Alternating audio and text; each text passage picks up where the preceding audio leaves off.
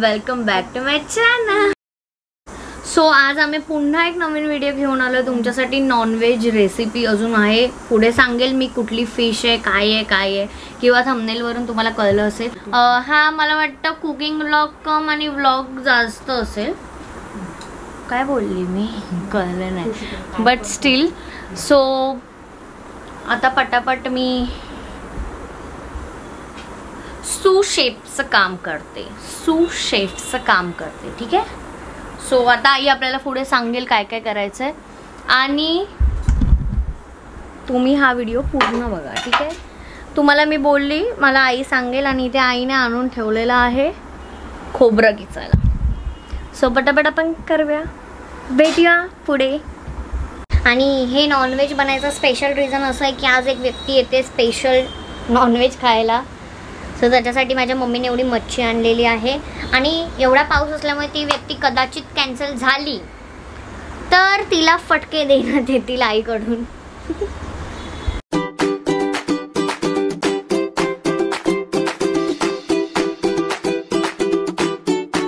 मच्छी साफ करून घेतली आहे, पापलेट आणि बोंबील. आता त्याला मीठ थोडंसं लावायचं आहे चवीनुसार. त्या बोंबीलला लिंबू पिळायचं आहे, थोडं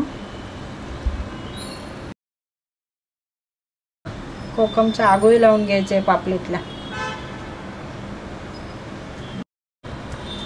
अर्धा तास लावून ठेवायचं आहे, नंतर फ्राय करणार. आता तोपर्यंत मच्छीचं सार बनवून घ्यायचं आहे आपण.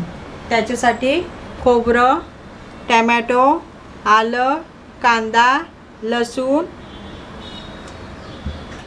आणि मिरची आणि धणे. कढई तापली आहे, आता याच्यामध्ये तेल टाकायचं.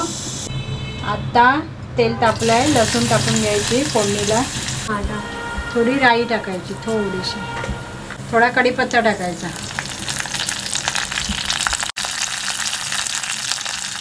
सो मगाचे जे इन्ग्रेडियंट्स आहेत ते सगळे मिक्सरमध्ये वाटून घेतलेत आणि आता ते आपण त्याच्यात टाकायचे.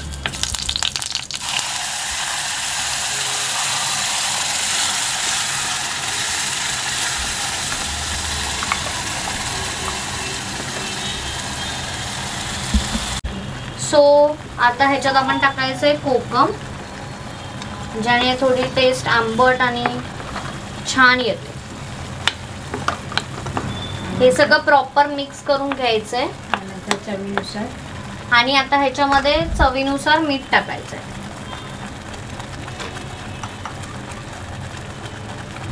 आणि मग तुम्हाला जशी क्वांटिटी हवी तसं तुम्ही थोडं पाणी टाकायचं त्याच्यात.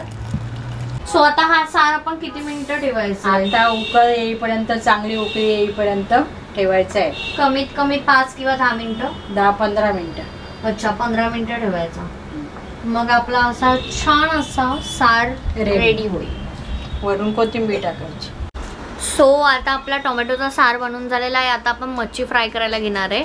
Simple and easy. सो पुढे बघा तुम्ही मच्छी फ्राय करायची.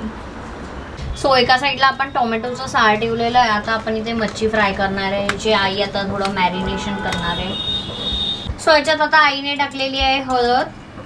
सो आता आपण ह्याच्यात टाकणार आहे मसाला जो तुम्ही घरी यूज करता, रेग्युलर वाला तुमचा. आमचा हा आहे मालवणी मसाला.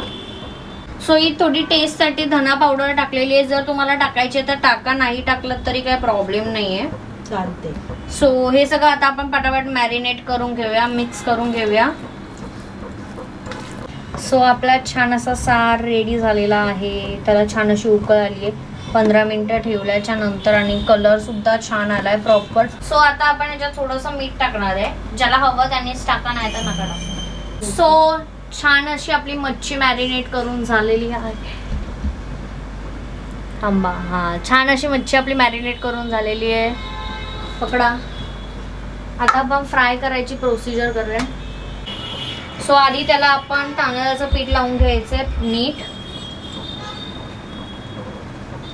जर तुम्हाला फक्त रवा लावून घ्यायचा तर तुम्ही लावून घेऊ शकता फक्त रवा, पण आम्ही तांदळाचं पीठ पण यूज करतो. त्याच्यानंतर आपण त्याला रवा लावून घ्यायचा आहे आणि इथे आपले फ्राय पॅन मध्ये ऑइल गरम झालेलं आहे. प्रॉपर गरम झाल्यावर ऑइल तेव्हाच टाकायचं आहे.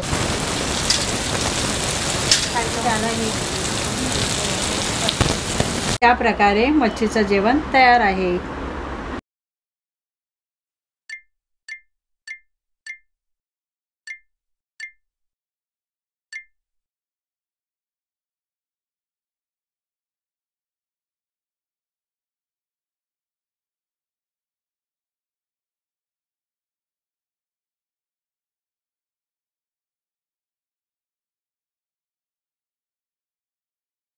हा तर मग 2 आणले, 2 काय आठवड्यावर खायचे ते. हाय केवढी जमली. हा मावशी सांग तुझा रिव्ह्यू, टेस्ट कर आणि सांग तुझी. मस्त एकदम छान आहे. ताट बघितल्यावर एकदम समाधान वाटते. माझ्या आवडती भाजी, वांगा, बटाटा, झोला, बोंबील, सुरमई, पापलेट, मस्त छान आहे. खायच्या आधीच बहिणीची तारीफ करतेस. नक्कीच, कारण काय किती आयटम, किती किती किती काय काय बनवलंय बघ माझ्या बहिणीने. किती प्रेम आहे ते बघ.